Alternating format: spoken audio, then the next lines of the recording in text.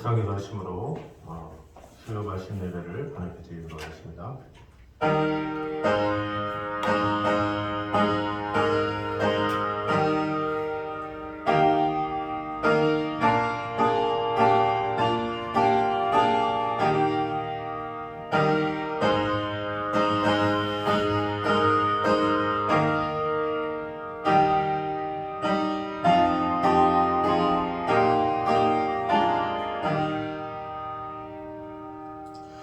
그는 육신으로 나타나신 바 되시고 영으로 의롭다 하심을 받으시고 천사들에게 보이시고 만국에서 전파되시고 세상에서 믿음 받으시고 영광 가운데서 올려지셨느니라. 아버지 하나님, 우리의 구원자 되시며 우리의 모든 것 되신 주님, 오늘도 주님의 부활을 기념하고 또 주님의 부활을 예배한 이 주간에 또 주님 앞에 나왔습니다. 하나님의 귀한 사랑과 은혜가 오늘도 가득 임하는 시간 되게 하시고 우리에게 부활의 소망이 계속해서 넘치는 귀한 시간들 되어줄 수 있도록 주님이 축복해 주시고 함께하여 주시옵소서. 예수님의 이름으로 기도드립니다. 아멘. 우리 찬송가 300장 찬양하겠습니다.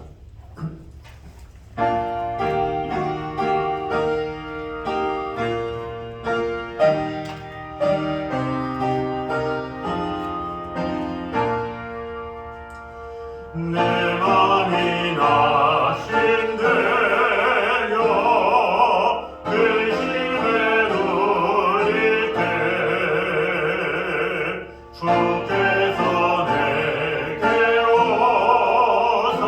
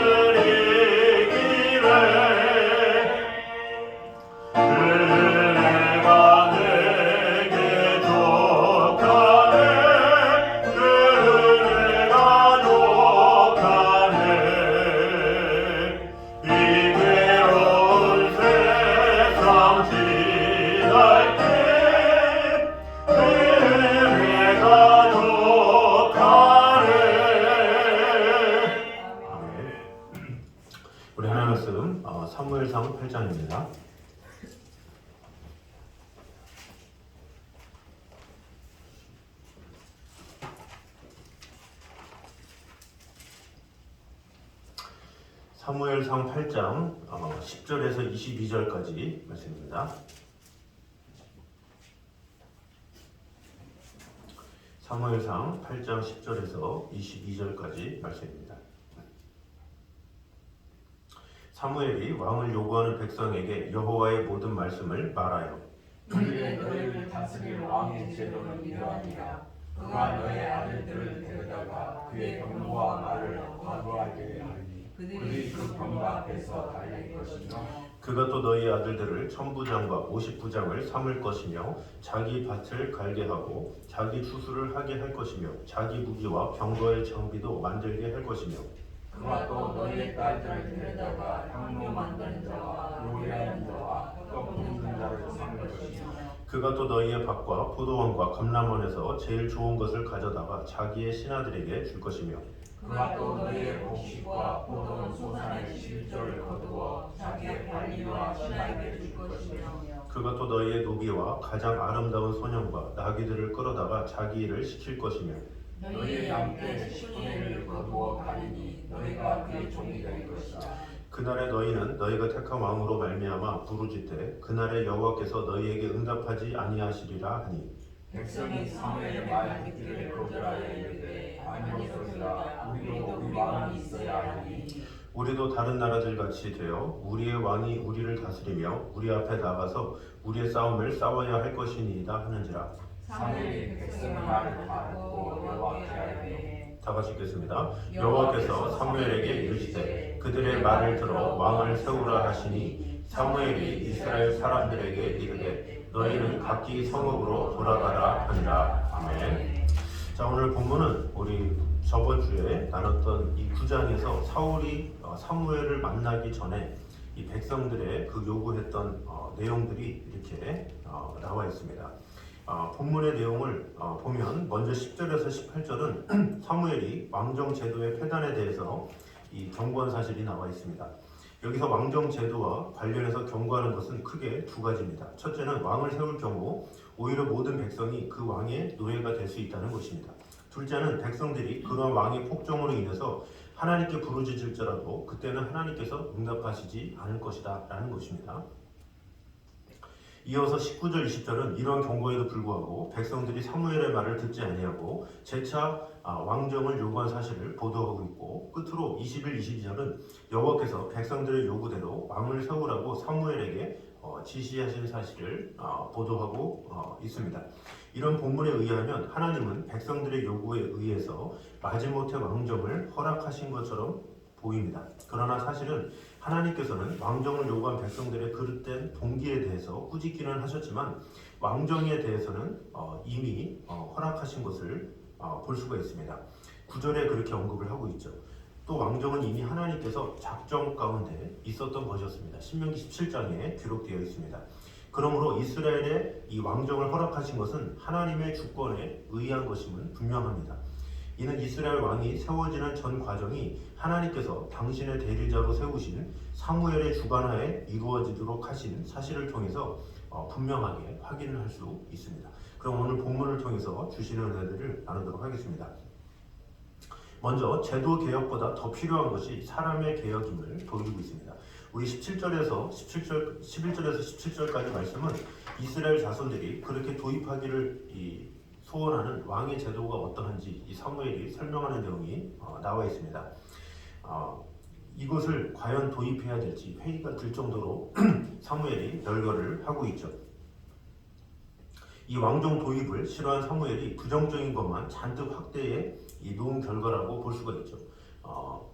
다 노예가 돼야 되고 음식과 재산을 다 바쳐야 되고 너희들은 노예가 돼야 되고 이런 식으로 막 설명을 하고 있는데 이스라엘의 왕정 역사도 그렇고 일반 왕정의 역사도 사실은 사무엘의 경우가 크게 다르지 않죠. 실제로 이렇게 억압하고 착취한 왕들이 역사적으로 많이 있습니다. 그래서 민주주의의 도입과 더불어서 이 세상에서는 이제 사실상 왕정이 사라지게 된 것이죠.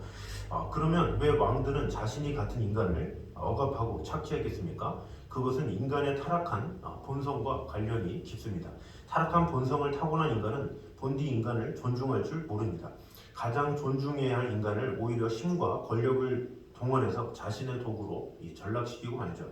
억압하고 착취합니다. 이것은 비단 왕정에서만 아니라 지금이야 전제 구주 시대만큼 사람을 억압하거나 착취하지는 못합니다. 하지만 지금도 여전히 뭔가 이렇게 높은 자리에 있는 사람들, 뭔가 권세 아래 있는 사람들은 교묘한 방법으로 부정을 일삼는 것을 볼 수가 있죠. 뭐 오늘날 우리나라도 민주주의다 하지만 이렇게 좀 고위직에 있거나 좀 높은 자리에 있는 사람들은 이렇게 저렇게 비리 때문에 많은 일들이 있지 않습니까? 그래서 금수저다 은수저다 이런 말이 있는 것이죠. 그래서 우리가 여기서 알아야 될 것은 우리 사회에 정말 필요한 것은 제도 개혁이 아니라 사람의 개혁이요 중생이다라는 것입니다. 아무리 사회 개혁을 이루어도 사람이 그 사람이면 결코 달라질 수가 없습니다. 사람이 변하지 않으면 제도 개혁은 무색해지고 말죠. 그래서 이 땅에 오신 예수님께서도 이 제도 개혁을 시도하지 않으셨습니다. 각 사람 찾아가셔서 그들을 변화시켜 주셨죠. 그 이스라엘은 이 로마의 앞자리에 있으면서 이 로마의 세금을 내면서 이렇게 지냈었죠. 그런데 그 중간에 착취하던 인물이 바로 이 세리들이었죠. 이 세리들은 항상 그 이스라엘 백성들의 그 세금을 이렇게 빨아가지고 자기도 많이 취하고 또 로마에 내면서도 자기 욕심을 추구한 사람이었죠. 그런데 예수님은 그들의 어떤 상황을 보고 이 제도가 잘못됐구나, 뭐 세리라는 존재를 없애야 돼, 뭐 하면서 개혁을 외친 것이 아니라 오히려 삭개오를 만나서 그를 감동시키시죠. 이 삭개오가 변화받으니까 어떻게 됩니까? 내가 혹시 토색한 일이 있으면 4배나 갚겠나이다 하면서 삭개오 스스로가 변한 것을 볼 수가 있죠. 그 사람이 변하니까 그 제도는 아무런 문제가 아니다라는 것을 볼 수가 있습니다. 그러므로 우리는 사람을 중생시켜야 한다라는 것입니다. 사람을 개혁시키고 중생시키는데 집중이 되어야 된다라는 것입니다. 다만 사람의 개혁이 없는 제도 개혁은 전혀 효과를 볼 수 없다라는 것이죠.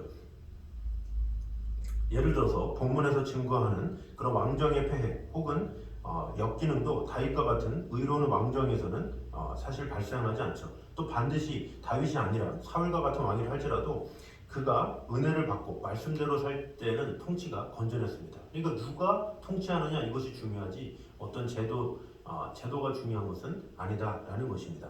그래서 이 땅의 우리들은 이 땅의 부정한 제도와 개혁을 위해서 이 목소리를 높이는 것, 뭐 그럴 수 있지만 그 무엇보다 영혼의 중생이 더욱더 중요하다라는 것을 분명히 깨달음으로 말미암아 사람의 변화됨, 그것을 꼭 느껴서 이 사람을 변화시키기에 힘쓰고 또 나 자신이 먼저 변화되기에 힘쓰며 나 자신이 하나님의 사람으로 온전히 세워지는데 마음을 다하는 저와 여러분 되시기를 주님의 이름으로 축원합니다. 두 번째는 가치 있는 것을 알고도 버리는 자는 무가치한 대접을 받게 됨을 보게 됩니다. 18절에 보면 이스라엘 백성들이 세속적인 왕으로 인해서 고통을 받게 될 것인데 그때 그 고난으로 인해서 하나님께 기도할지라도 하나님은 그들의 기도를 받지 않으실 것이다. 이렇게 사무엘이 경고를 하고 있죠. 왜냐하면 그들은 사무엘을 통해서 세속적인 왕정 제도를 부정적인 내용의 경고를 충분히 받았음에도 불구하고 그것을 계속 요구했기 때문에 그렇습니다. 하나님께서 이러한 자의 기도를 듣지 않으심은 너무나도 당연한 것이라고 볼 수가 있습니다. 하나님께서는 이스라엘 사람들이 세속적인 욕망에 따라서 자기들의 명예나 이익만을 추구하려는 동기에서 왕을 요구했다는 것으로 인해서 그들의 부르짖음에 외면한 경우가 많이 있습니다. 실제로 이스라엘의 역사에서 악한 왕으로 인한 이스라엘 백성들의 고통과 그들의 부르짖음은 종종 일어났습니다. 특히 북이스라엘 왕국의 여러 악한 왕들의 통치 때에 많이 발생했죠. 부르짖었는데 하나님께서 침묵하시고 응답하시지 않고 이런 것은 당연한 일이다라는 것입니다. 우리도 이스라엘 백성들처럼 이런 행동을 하는지 돌아볼 필요가 있다라는 것입니다. 우리가 하나님 앞에 경솔하게 대하면 하나님은 그만큼 응답을 해주시지 않는다라는 것입니다. 신약 성경에 보면 로마 총독 빌라도가 예수님을 사형 판결에 넘기면서 유대인들을 향해서 이 피를 너희들이 짊어지라 하면서 그 죄를 떠넘긴 것을 보게 되죠. 그 일로 인해서 유대인들은 수천 년 동안 나라 없는 백성으로 유리하는 삶을 살아야 됐습니다. 그동안 그들이 얼마나 수많은 기도를 드렸습니까? 그러나 하나님은 응답하시지 않았다는 것이죠. 그 기나긴 몇천 년의 시간이지만 하나님은 침묵하셨다라는 것을 볼 수가 있습니다. 그래서 지금 당장은 하나님을 믿고 그 말씀을 받아서 온전히 순종하는 삶으로 인해서 때로는 불이익이 찾아온다 할지라도 하나님의 뜻을 거역하는 삶을 살아서는 안 된다라는 것입니다. 왜냐하면 하나님을 섬기고 그분의 말씀에 순종하는 성도들은 장차 말할 수 없는 풍성한 값진 축복을 받게 될 것이기 때문에 그렇습니다. 그래서 우리는 항상 하나님의 말씀을 통해서 내가 얼마나 더욱더 순종하며 나아가는가, 이것이 중요하고, 그런 순종하는 자의 응답을 들어주신다는 것을 꼭 기억함으로 말미암아 지금 당장 내가 보기에는 손해보는 것 같고, 지금 당장에는 내가 이해가는 것 같지 않지만 하나님의 말씀이 내게 내려졌을 때, 그것을 순종했을 때 하나님께서는 그것을 의롭다 하시고 그 기도 응답을 들어주시고 그 사람을 세워주신다는 것을 꼭 기억함으로 말미암아 매 순간마다 하나님의 뜻 가운데 살아가는 저희들 되시기를 주님의 이름으로 축원합니다. 세 번째로는 성도들은 듣는 일의 역전 현상을 조심해야 함을 보여주고 있습니다. 19절에서 22절에 보면 일종의 언어유희가 나와 있습니다. 그들은 들음과 관계된 것이죠. 먼저 19절에 보면 백성이 사무엘의 말 듣기를 거절했다, 이렇게 나오고 있습니다. 19절에 백성이 사무엘의 말 듣기를 거절하여 이르되, 이렇게 얘기를 하고 있죠. 백성은 이 사무엘의 말을 거절했습니다. 그리고 또 21절에 보면 사무엘이 백성들의 말을 다 듣고 하나님께 구했다, 이렇게 말하죠. 21절 사무엘이 백성의 말을 다 듣고 여호와께 아뢰매. 그리고 22절에 여호와께서 사무엘에게 이르시되 그들의 말을 들어 왕을 세우라 하시니, 이렇게 이야기를 하고 있죠. 여기서 참 아이러니한 것은 백성들이 말했는데 그 백성들의 말은 사무엘과 하나님이 들으시고, 또 사무엘의 말은 백성들이 안 듣고 하나님의 말도 안 듣고, 이렇게 이야기를 한 것을 볼 수가 있습니다. 그러니까 말씀을 들어야 할 백성들은 듣지 않고 오히려 말씀을 선포해야 할 하나님과 사무엘이 말씀을 다 듣고 있는 것을 볼 수가 있습니다. 따라서 들어야 할 사람이 듣지 않고 듣지 말아야 할 사람이 듣는 일이 실상 얼마나 큰 불행을 자초하는지 보여주는 것이죠. 우리나라 속담에도 말에도 자식 이기는 부모 없다, 이렇게 말을 하는 것이죠. 하는 이야기가 있죠. 듣는 일의 역전 현상이라고 볼 수가 있죠. 자식들이 막 때를 써요. 근데 옳지 않은데도 막 때를 쓰면 그 부모가 마지못해 이렇게 들어주는 경우가 있죠. 근데 부모가 사실은 이겨야, 부모가 자신의 연륜과 경험 가지고 자식한테 얘기해서 이게 이야기가 돼야 되는데, 자식은 말도 안 되는 것을 우겨가지고 부모를 설득하고, 부모는 자식한테 말을 했는데 자식은 듣지 않고, 이런 경우가 상당히 많이 있다라는 것입니다. 엘리 가문에 화를 당한 것도 이와 같은 현상 때문이라고 볼 수가 있습니다. 우리가 말씀을 들어야 할 위치에 처하게 되면 우리 자신의 욕심을 꺾고 그 말씀을 듣는 자가 되어야 된다라는 것입니다. 그런데 이렇게 들어야 할 때와 듣지 말아야 할 때를 제대로 구별하지 못하면 우리에게는 아무런 유익이 없다라는 것입니다. 예수님을 석방하려고 했던 빌라도는 당시 유대인들을 말로 이겨야 했습니다. 왜냐? 빌라도면 그래도 그 당시 때 권세자인데 그냥 자신이 원하는 대로, 자신의 느낌대로 하면 되는데, 그 유대인들이 못 박아라 하는 그 말을 결국은 듣고 잘못 결정을 한 것을 이제 볼 수가 있습니다. 그러므로 우리는 분별력이 필요하다는 것입니다. 하나님께서 말씀하시는 것을 들을 줄 알고, 또 나의 주장은 하나님 앞에 꺾을 줄 알고, 이런 것이 있어야죠. 그러나 대개 많은 성도들이 기도할 때도 어떻습니까? 자신이 무엇인가를 정해놓고 응답해주세요 자신이 결정을 하고 하나님을 설득하는 그런 일이 있죠. 하나님이 듣다 기다리다 그냥 그래 네 마음대로 해라, 이런 식으로 하는 경우가 있다는 것이죠. 반대가 돼야 된다는 것입니다. 하나님 말씀하여 주시옵소서, 이런 태도가 있어야 되고, 하나님께서 말씀하시면 어떠한 일이든지 아멘하며 순종하며 나아가는 것, 그것이 필요하다라는 것입니다. 그러므로 하나님의 거룩하시고 선하신 뜻이 꺾이지 않도록 늘 하나님의 말씀에 귀를 기울여서 하나님의 온전한 사랑 안에 온전히 거하는 저여러분 되시기를 주님의 이름으로 축원합니다. 네 번째로는 성도는 자신의 결정적 결여가 합의하는 이 하나님의 특별 은혜를 인지해야 함을 보여주고 있습니다. 20절에 보면 참 안타까운 상황이 나와 있습니다. 우리도 다른 나라들 같이 되어 우리의 왕이 우리를 다스리며 우리 앞에 나아가서 우리의 싸움을 싸워야 할 것이니이다, 이런 식으로 이야기를 하고 있습니다. 사무엘이 그렇게 긴 시간 얘기했는데 이들은 말을 듣지 않고 아닙니다, 우리에게 왕이 필요합니다, 이렇게 고집을 부리고 있습니다. 자, 그러면 한번 곰곰이 생각해 보면 사실 이들의 주장이 얼마나 허무하고 얼마나 참 억지고 얼마나 참 이해가 안 되는 그런 모습인지 볼 수가 있습니다. 사실 이 왕이 모든 것을 누릴 수 있는 것은 철저히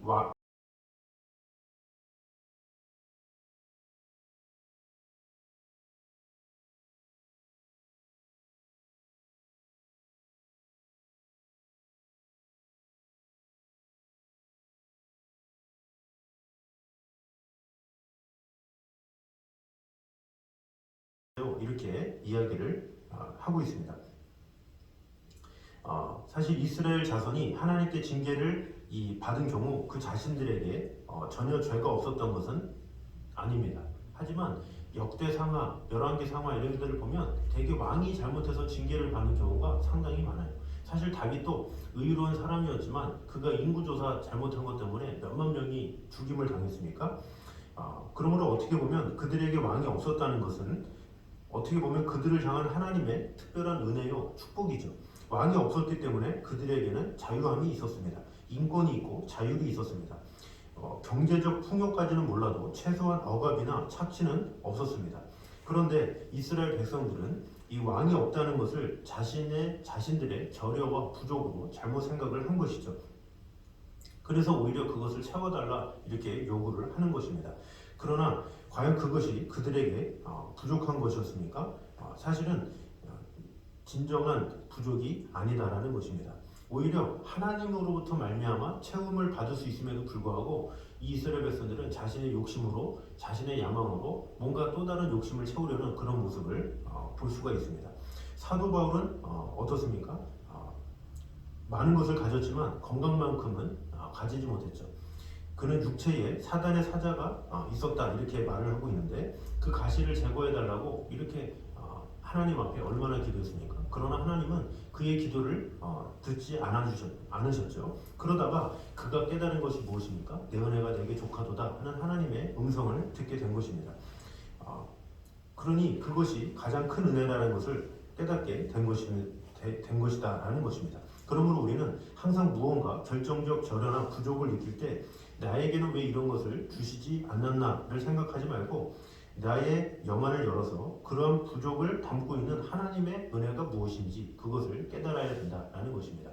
우리의 부족함과 연약함이 있다면 그것을 통해서 하나님께서는 어떤 큰 은혜를 주시려고 하지? 그러면서 하나님을 바라보고 하나님으로부터 말미암아 해답을 얻어야 되는데 이 세상의 시야를 돌려서 세상으로 해답을 얻으면 오히려 그것이 욕심이 되어서 더욱더 고생하게 되고 생각지 못한 이 고난에 휩싸일 수도 있다라는 것입니다. 그래서 때로는 외형적으로 드러나는 것일 수도 있지만 겉으로 드러나지 않는 것일 수도 있다라는 것을 꼭 기억함으로 말미암아 혹시나 우리가 하나님의 은혜로 모든 것을 덮을 수 있는지를 다시 한번 기억함으로 말미암아 우리가 사는 동안에는 항상 부족과 결핍은 항상 있을 수 있다는 거죠. 그러나 그런 부족과 결핍이 나의 욕심으로는 절대로 채울 수 없다는 것을 꼭 기억하므로 오직 하나님의 은혜만이 그 모든 것을 채울 수 있음을 꼭 기억해서 하나님의 은혜를 사모하고 은혜를 갈망하고 그러함으로 말미암아 그런 은혜를 사모할 때 하나님께서는 감사로 갚아주시는 것을 볼 수가 있습니다. 백성들이 어떤 결핍이 있다, 왕이 없다 그럴 때 하나님께 도우심을 구했으면 하나님께서는 충분히 만족을 주실 수 있는 분이셨죠. 그러나 백성들은 끝까지 고집했기 때문에 그들이 이 왕을 세움으로 얼마나 그 뒤에 수많은 고생과 고난을 겪게 됩니까? 그러므로 우리는 어떤 상황에서도 어떤 연약함과 부족함 가운데 그 무엇 다른 것이 아니라 오직 하나님의 은혜만을 구하면서 하나님의 은혜로 도우심을 받아서 그 채움으로 말미암아 풍족한 하나님의 사랑 안에 거하는 저희들 되시기를 주님의 이름으로 축원합니다. 마지막 다섯 번째는 성도는 하나님의 약속의 성취를 소망하되 인내로 기다릴 줄 알아야 함을 보여주고 있습니다. 21절 마지막 다 같이 한번 읽어보도록 하겠습니다. 시작. 여호와께서 사무엘에게 이르시되 그들의 말을 들어 왕을 세우라 하시니 사무엘이 이스라엘 사람들에게 이르되 너희는 각기 성읍으로 돌아가라 하니라. 아멘. 자, 하나님의 뜻을 전해들은 이스라엘 백성들은 각기 자기들 성읍으로 간 것을 보여주고 있습니다. 그런데 우리가 이 말씀을 생각하면서 음미해야 될 것이 있습니다. 즉 하나님은 사실 오래전부터 왕정 제도에 대한 생각을 갖고 계셨다라는 것이죠. 이미 오래전부터 신명기 17장에도 그것을 증거하고 있습니다. 그러므로 적당한 시기가 되면 하나님의 백성인 이스라엘에게도 왕정 제도가 도입될 것이었습니다. 하나님께서 기뻐하시는 뜻과 선하신 방법대로 성취가 되는 것이죠. 그 이스라엘 백성들은 그냥 기다리면 하나님께서 하나님의 때에 하나님의 방법으로 하나님께서 이끄셔서 왕을 세울 것인데 굳이 그것을 참지 못해서 지금 당장 세워달라고 때를 하면서 이 하나님의 때도 아닌데 그것을 달라고 요구한 그런 모습을 볼 수가 있습니다. 결국 성급하게 자신들의 고집과 욕심에 따라서 왕정 제도를 요구한 것이죠. 그래서 왕정 도입 자체가 축복이 되지 못하는 상황이 처해졌습니다. 왕정 제도는 사실 하나님께서 생각한 것인데 그것을 빨리 달라고 한 것 때문에 오히려 축복이 되지 못한 것이죠.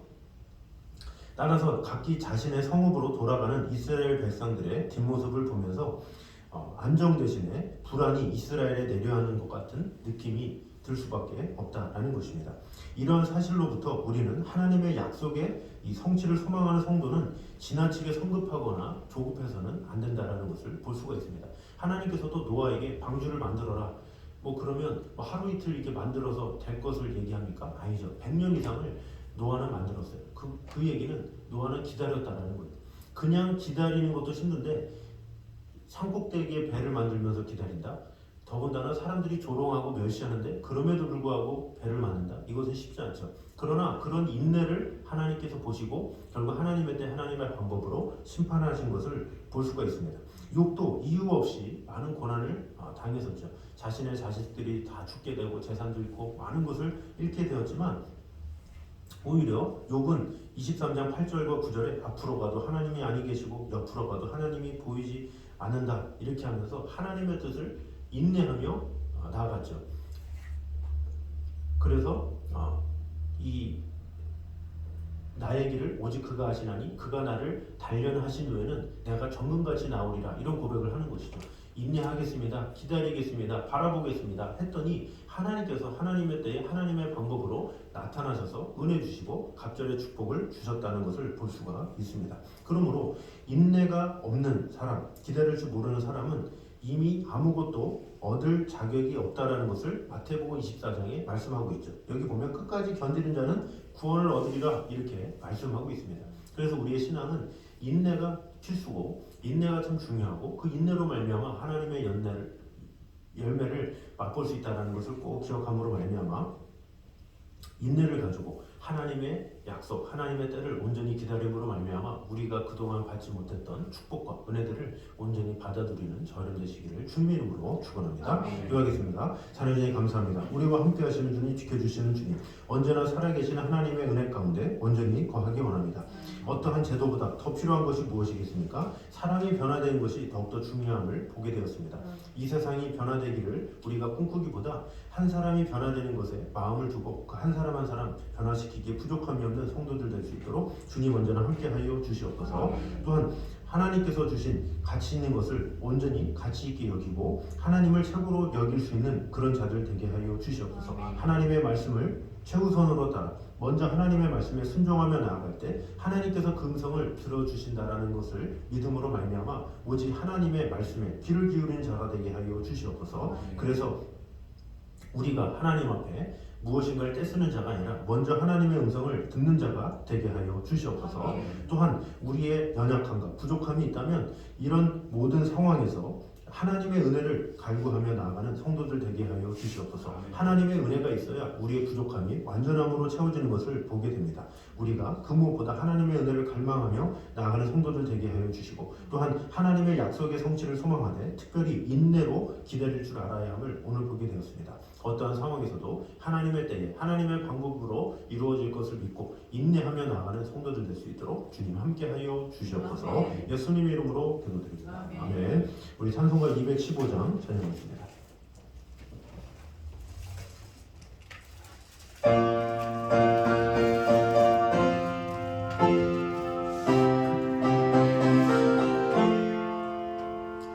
내게 속해 주신 주께 힘과 정성 다하리 나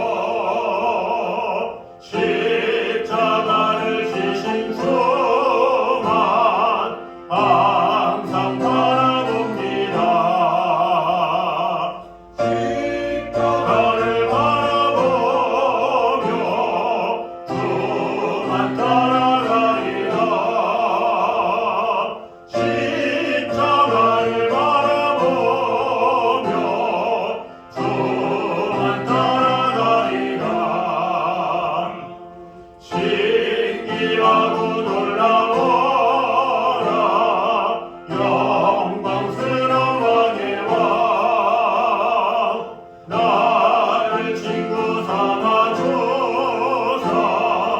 영원히시게 하시네 주의 날개 보호 아래 영원한 시옵겠네 주의 날개 보호 아래 영원한 시옵겠네